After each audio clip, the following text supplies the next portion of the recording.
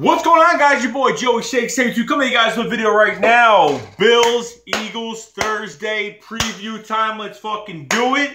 Man, there's so much great things going into this game tomorrow, and the few things I have to mention is number one. Now we already know Jordan Matthews is hurt, so he will not be playing Thursday, so we don't gotta focus on that because I know that's in the back of our heads. But at the same time, we're about to see the debuts of Alshon Jeffrey and Ronald Darby on the damn field Thursday night. Ronald Darby's been looking very good at practice, and holy shit, picked off Carson Wentz, has batted down balls, was able to run with Torrey Smith. And I can tell from these wide receivers in these press conferences and these press conferences that they're having trouble. Catching balls over this kid, okay? I know the kid's 5'10", I know not the biggest guy in the world, but honestly, we needed a little bit of a change-up because all we've been getting is big corners. We have big corners. All we've been between, Eric Rowe is a big corner. Even Russell Douglas is a big corner. You understand? We've had big corners. We want to go different size. A guy that's more athletic, he can turn his body. He's pretty small, so he turned his body real quick to get up and grab the ball. Holy fucking shit. I can't wait to see this guy do something. He will be starting to face the number one receiver, which kind of sucks that the Bills don't have a number one receiver anymore because Sammy Watkins is with LA now to the Rams. And we really can't do, who's the number one receiver? I don't know. Jordan Matthews is hurt, so our corners might shine tomorrow a little bit. I think it's a good test for the rookies to go against second stringers tomorrow, and for the stars as well. So I'm so happy. Because we're going to be in front of the home crowd. Fucking Desert Eagle 90, you're gonna be at that game, you fucking I'm a jealous son of a bitch, you sexy bastard. I'm gonna literally I'm so happy. It's a home game in front of the crowd. The new players that come to our team are gonna find out what this crowd is all about. It's gonna be fucking loud. It's none compared to what I've heard from other teams at their games. Our fucking crowd's always great, always chest out, ready to go, ready to get the season started. A few more weeks left, and we're going. We're already there. So you got that matchup, those two debuts. Alshon Jeffrey, want to see what he can do. But the most important one that I really want to see the most out of everything that we've seen this past week from last preseason game until now is Mack Hollins versus Nelson Agholor at the slot receiver spot. Now, if you check the news, and a lot of articles have said that the Eagles might run a slot wide receiver by committee, which means that by game-to-game day basis, they might use different wide receivers. You might use two different wide receivers in the slot, like Nelson or Mack Hollins, during different games, different approaches to certain teams on their defenses. So I don't know. I'm not a big fan of the by committee. Running back by committee is good. It's always a good thing to have multiple running backs that run differently, that teams aren't used to. Especially that are very productive. Seeing LeGarrette Blount and seeing all the other guys. Now, with Mack Hollins versus Nelson Agholor is starting Thursday night against the Bills. And we're going to see tomorrow what's going to happen. We're going to see what this guy's got. We're going to see everything we have to see because Nelson Agholor has just been a disappointment. He's had a good offseason. He's worked hard. He looks different. He has all these nice things going on for him. But for him to make himself feel better as a player and to be well-deserved on this Philadelphia Eagles team, he has to go out there, ball the fuck out, do what he's got to do. He's got to do everything he has to do. He's going to make the roster either way, unless he entirely blows the game. He's making the roster, okay? So we can't erase that. I was a big fan of Nelson Agholor coming out of USC, and to be disappointed like this, it sucks. But to see that we have a new wide receiver coach in Mike Groh that is very vocal. I mean, Greg Lewis was just like, what, some ex-Eagles receiver that didn't do shit, just some fucking, yeah, I used to play here, so I'm good enough to be a fucking wide receiver coach. No problem. That's fine. But no, that's not the case with this guy. This guy has put up 1,000-yard seasons with Kenny Britt, coaching Kenny Britt in LA, coaching Alshon Jeffrey in Chicago, and now Alshon Jeffrey is back. And now Nelson Aguilar has one of the best wide receiver coaches, the most vocal teachers that he can learn from. And you cannot ask for more. And for a wide receiver coach to say it looks like Nelson Aguilar had the fire under his belly, while I think he's lit a fire under Nelson Aguilar from what he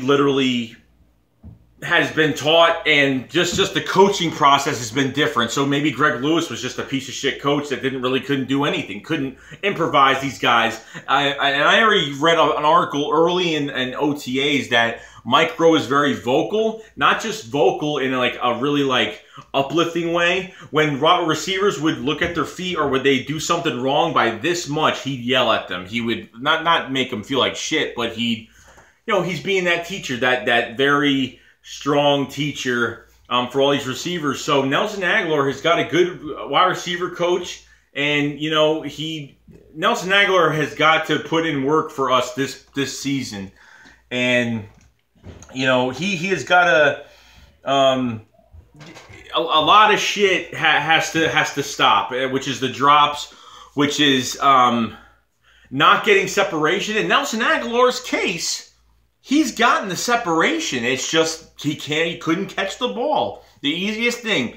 The one thing you've been doing ever since you've been playing football since what? Fuck, elementary school, middle school, whatever the hell it was. It's got to show up now. I mean, this is it. The regime is turning around. I mean, look, we just got rid of a wide receiver that was pretty productive, but also had his flaws, and which is Jordan Matthews. When the coaches, the front office say, we want to run a wide receiver by committee in that slot wide receiver position, you know why? Because Nelson Aguilar could play outside and inside. Okay? Mac Hollins could play outside and inside. Jordan Matthews can't play outside. He's only a slot guy. He's a one-trick pony. He's one-dimensional. That's why he's not on this team anymore. That's why Doug Pearson and this West Coast offense that we are doing, everybody needs to put in their work. Everybody needs to be multidimensional, because if you have guys that only play one position and they can't really do anything else in that one position, their value is this low. And nothing is going to happen for this. So when Mac Hollins when Carson Wentz got out of a tackle from Clay Matthews and then just passed the ball up the middle, Mac Hollins beat his corner by a mile, and then stuffed another guy, and then stiff-armed another guy right on his ass. Scored a touchdown. I think that told them right there, we got to keep this guy on this team.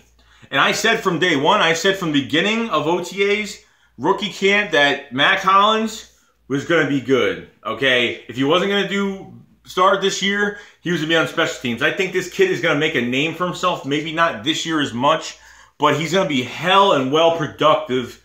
And for a guy at 6'4", he could do anything, okay? He'd catch the ball with his bare hands, which he did at practice. I'm glad, because he was actually catching a lot of balls at practice barehanded doing drills. I think he did that because he didn't want to get used to gloves. Now, if he gets used to gloves, it'll be 10 times easier for him to catch balls, but to practice like that is great.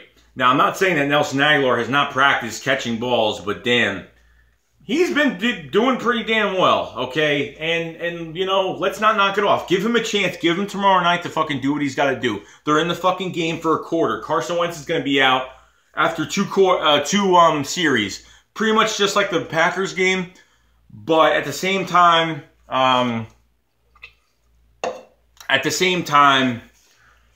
depending if Carson Wentz has a bad series because of some stupid shit happening, I think Doug Pearson, said that, he said, we'll see how it goes. We'll see how it goes. If Carson Wentz feels like, okay, I had a good drive.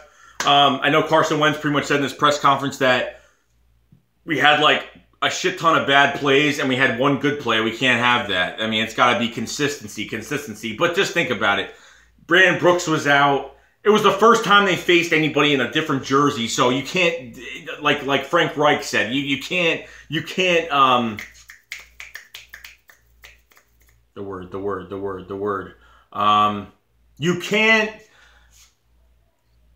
base it off of that, okay? I'm gonna say it like that. Evaluate. You can't evaluate that, okay? I don't know why. They always say evaluate every press conference, and I still don't fucking remember, so holy shit. Evaluation. Okay, he said, I know our run game's going to be very good this year. I'm not worried about because of 2 series from a fucking preseason game. The guys haven't faced other guys in other jerseys. Now, when next week rolls around and the Miami Dolphins come into town and we literally have to practice with them, there's going to be a lot of competition. And I wouldn't doubt if there is a fight. I wouldn't doubt if shit happens and the competition is real. And then Byron Maxwell's going to get his fucking ass chewed out. I don't care, but, you know, skip all this shit we're talking about tomorrow, because tomorrow's what's important. But the Matt Hollins, Nelson Aguilar thing, we're going to see tomorrow, and I can't wait. And I wish I could be at that fucking game, but I can't. I mean, actually, I can, but we said, you know what, we're just going to wait till next week. The last 2 weeks we're going to be going, and then I'm going to the opener. So, I mean, there's no point. I still want to go, even though I say there's no point, I still want to go. So, I'm saying, and then you got, you know, we already talked about Carson Wentz. Nick Foles is going to be in this game, okay? He's going to have to stop pussyfooting around his elbow, and he's going to have to go out there and throw some balls. I think he's been doing better. I think his elbow's a little bit better now. The thing is, with the last preseason game we had, we didn't have a good look. We did not have a good look with McGloin. Or, I mean, the only that McGloin did was, you know, Bryce Treggs had a very, very big game. Almost 100 yards receiving.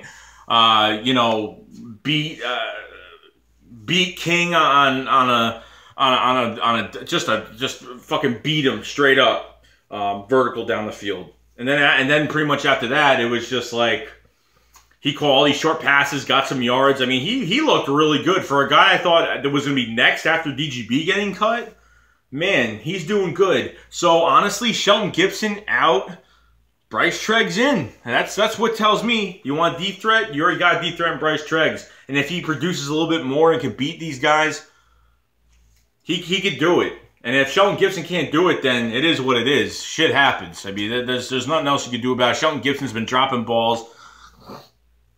To this point, there's nothing coming. But we need more of a look, okay? Because McGloin, other than Bryce Treggs catching those balls, McGloin didn't do anything else. He was thrown to the... I think he forgot what color jersey we wore that fucking night. I think we're green. Yeah, you're green? Yeah, okay. So I'm going to throw to him every fucking time. Which he did. And it's just getting to that point where it's like, man, I can't stand this guy fucking... I mean, every time he throws the ball, it looks like it's painful throwing it. Every time he throws the ball, it looks like he's doing one of those...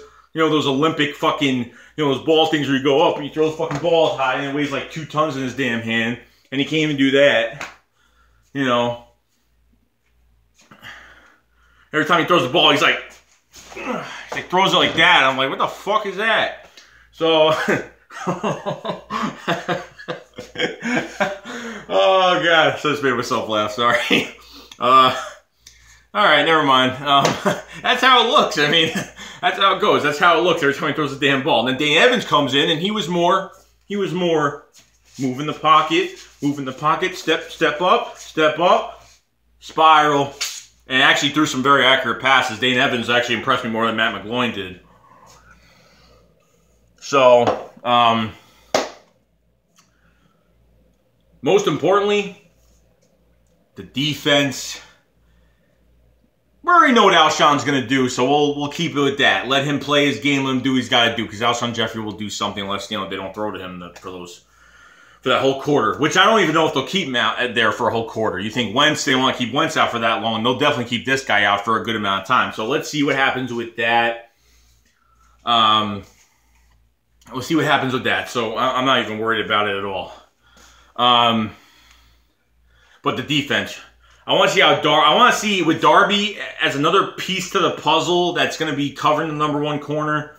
I want to see what he could do Because he's already showed it. If you see a guy that just got to this team and those passes, his first practice and his second practice went that good, where he picked off people, he's breaking up passes, he's keeping up with Torrey Smith. Torrey Smith can't even outrun him. He's outran him. I think it was half and half. I think more of the time, Ronald Darby was on his ass most of the time, and not even on his ass. He was shoulder to shoulder with him going down the field. So all all the players love him. I think we just got ourselves a I wouldn't even say shutdown, but this guy can cover any receiver in the damn league, and we got him, and he's 23 years old, so we're going to have him for a long time. A long time, which means if Rasul Douglas comes up, see what Rasul Douglas can do, because he's got to step up. He's got to see what he can do. He had one pass breakup the last game. I don't think they had him in the rest of the game. I already talked about this. I don't think Rasul Douglas was even in the game. I don't know why, but good pass breakup. I want to see what he does at the slot corner position. See what he could do against a little bit bigger guys with a little bit of speed. Because I don't think Rasul Douglas will be outside. If the future is upon us, it's going to be Darby, Sidney Jones, Rasul Douglas, Patrick Robinson, somewhere in that area. Ron Brooks is hurt, so he's not going to play in the slot corner position, the nickel corner position.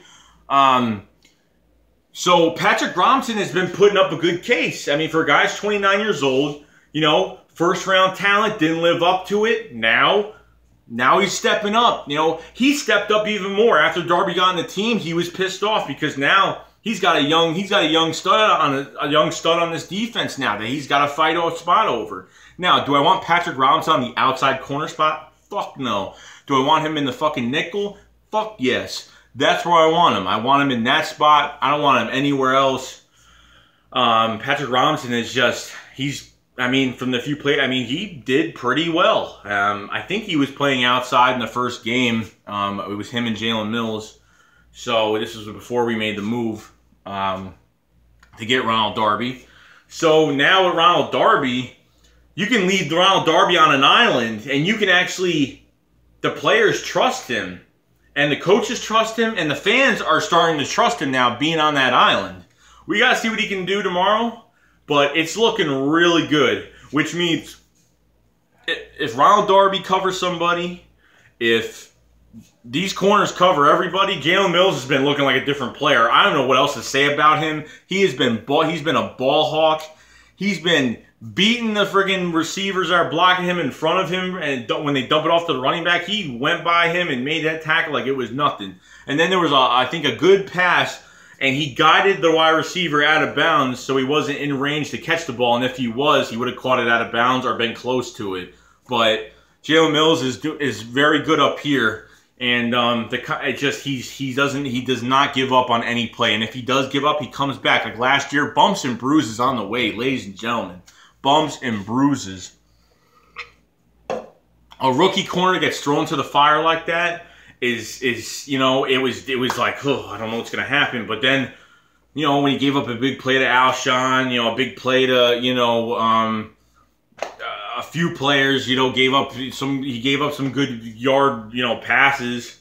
But he comes back, and he comes back with a fire under him. He's a swagger corner. We need those guys, okay? The corners that we get, Jim Schwartz's defense, he wants his corners to be aggressive. He wants his corners to have that swag. He likes those shit-talking corners, those physical corners.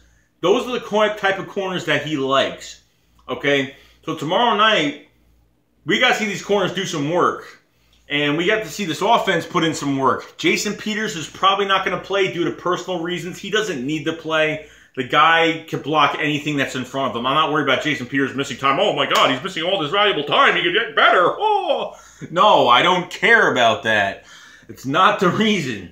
He doesn't need to be there, okay? He does not need to be there. Okay? That's how that's gonna go. Okay, so we don't have Jason Peters. I think Lane Johnson, what they said, Lane Johnson moving to left tackle. Holly Pulivati Vaitai, I don't know if he's alright. I think he's alright now. Moving the right tackle. Isaac Samalo, left tackle, left guard. And then, I think Brandon Brooks is playing. I didn't hear anything about Brandon Brooks not being around, but we'll see the depth chart by tomorrow. They'll probably come out with a depth chart by tomorrow. And we'll all be seeing who's starting, who's playing, and what's going to happen. So, I will do a video tomorrow on the depth chart that comes out. Who's starting, what's going on, any different kind of news we find out. Once near the middle of the afternoon, I'll name some shit as you know before the game starts. But other than that, that's pretty much it. So you got Mac Hollins, Nelson Aguilar facing each other. You got Ronald Darby in the mix. And that defense, and we'll see what they can do. I want to see Ronald Darby in action, and it's nice for him because he's gonna be in Philadelphia. So if this is the time for him to make the crowd love him, this is gonna be the year. This is gonna be the game right here tomorrow night, 7, 8 o'clock, whatever the hell it is, which is awesome. So I don't know if I'm missing anything. Running back wise, I want to go to the running back situation. We know LeGarrette Blount can do what he's got to do. Hopefully these, Lane Johnson will be fine on the left side. And, Holly Pouliot Vaitai, if he does well, I think he'll do fine. I'm not worried about it so much, but we need to move the ball more. And I want to see Alshon in this lineup because I want to see everybody all across the board playing. And I want to see how these defenses react to all these stars that are on the field, especially with Alshon Jeffrey, Torrey Smith, a deep threat, Zach Ertz. Now you got Nelson Aguilar, Mac Hollins, right? Mac Hollins on the rise. Nelson Aguilar trying to prove himself tomorrow night. There's a lot of things on the line that we don't know. There's a lot, we do know, but we don't know what's going to happen. There's a lot of shit that's on the line tomorrow. This could be a make it or break it for Nelson Aguilar. He has got to do good. Tomorrow, he has got to do good. The Bills' defense, okay. Not a bad defense. I know the Bills lost, I think the corner spot's a little weak over there, but other than that, I want to see what Nelson Aguilar could do against those guys. I'm praying for the kid. I am praying for the kid. Mac Hollins, I think he'll be fine, but I am praying for Nelson Aguilar to do something tomorrow night. I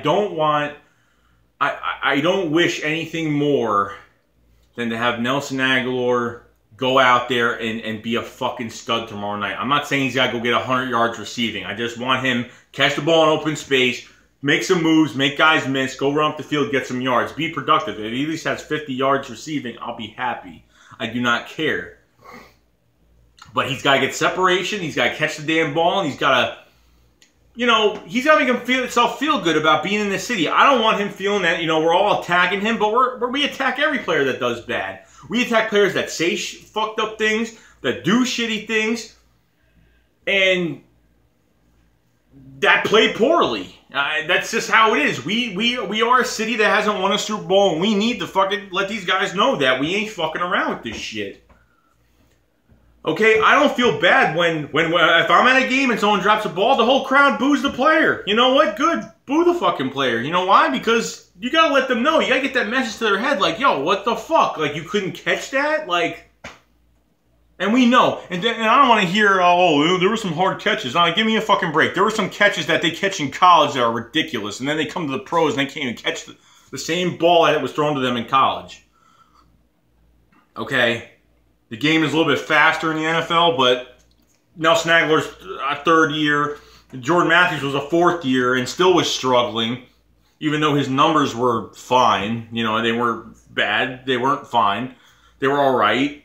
And then you get, then you got these players that just can't do anything. Like, they're like, one-trick wonders. Bryce Treggs had one deep ball catch against the damn Giants. And then you get Nelson Aguilar can only get like one fucking touchdown per year. 600 yards in 2 years is really bad. It's not good. So the running back situation, let LeGarrette Blount do his thing.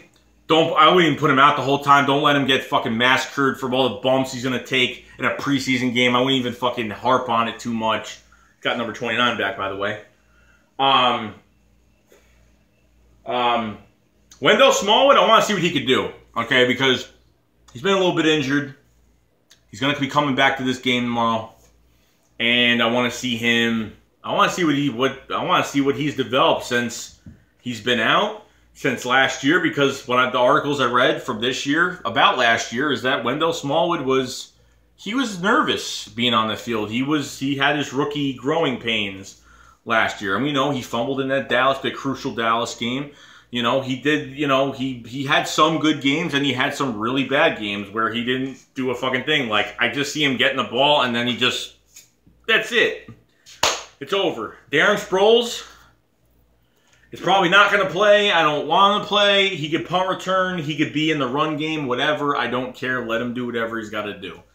Donnell Pumphrey has got to, it was his first game. He said himself in his press conference, that he fucked up, and, you know, that was pretty much it. I mean, he muffed a punt return, and he picked it back up, I think, or another player picked it up or whatnot, but when he actually, this special teams unit, whoever they're using, I think because I know Dave Phipp will put in guys to see what they can do. This is how you find out, like, who's going to be your first punt unit, because, or your kick return unit, or your kick unit, whatever. This is how you're going to find out what guys are going to start and what guys are going to be around.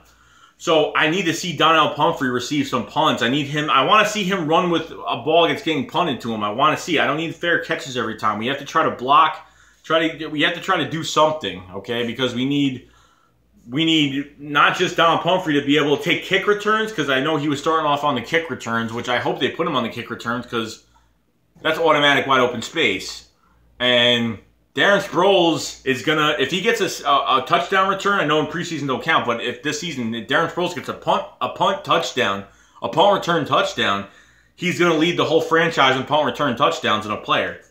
He's going to lead the franchise, and that'd be great. And then I think if Malcolm Jenkins gets his one more pick six, he's going to tie with Eric Allen on the Eagles for pick sixes. In franchise history. So, I mean, there's a lot of shit on the line, and special teams have been great since 2014, so I'm not worried. Donnell Pumphrey, they cannot just put him in the backfield like they did last game with the third-string offense that sucks balls, fourth-string, I think it was fourth-string offense. There were some guys, I didn't even fucking know who they were. And then he gets the ball and he runs to a pile. The guy's small, but, like, look, dude, like, I don't think that's going to work. You got to use him in the slot receiver spot. Like, put him in different spots. Put him in a double running back set. I don't care what it is.